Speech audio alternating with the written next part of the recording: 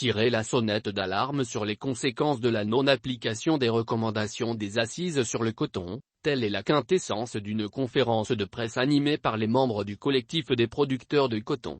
Des conséquences qui sont à l'origine des discordes au sein de l'Union des sociétés coopératives des producteurs de coton. La crise du coton ne semble pas terminée. La non-application des recommandations des assises nationales sur le coton serait à l'origine de la division au sein de l'USCPC. Une division qui envenime la colère du collectif des producteurs de coton. Pour rappel, les assises nationales sur le coton prévoyaient la mise en place d'un comité transitoire qui sera chargé d'organiser une élection transparente.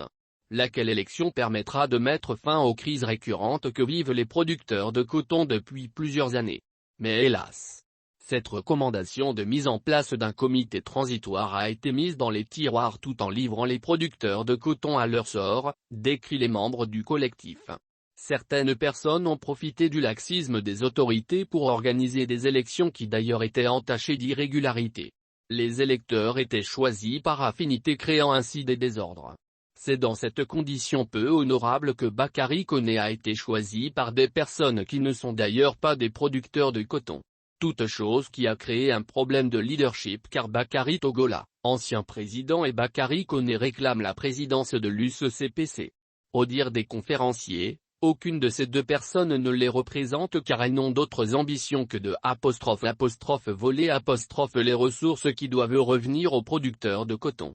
Pour une solution à cette crise, les autorités actuelles, à travers une décision de justice du tribunal de la commune II, avaient nommé Souleymane Fomba comme président intérimaire de l'Union.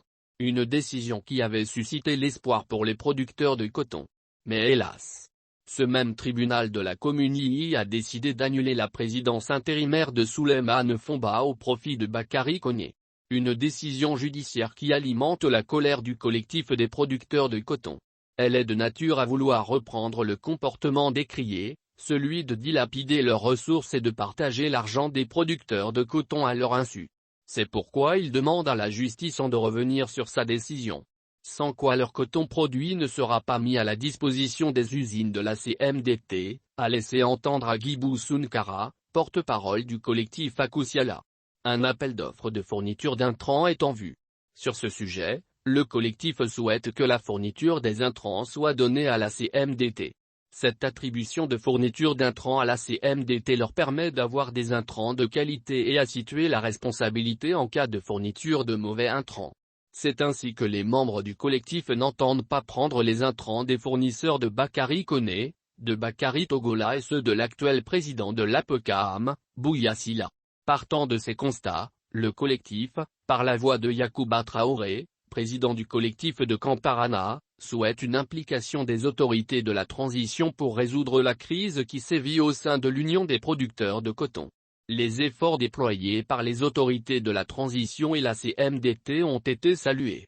Ils ont permis de réduire le coût des engrais et à augmenter le prix du kilogramme de coton. Toute chose qui suscite l'espoir chez les producteurs qui expriment leur soutien indéfectible aux autorités de la transition et au président directeur général de la CMDT.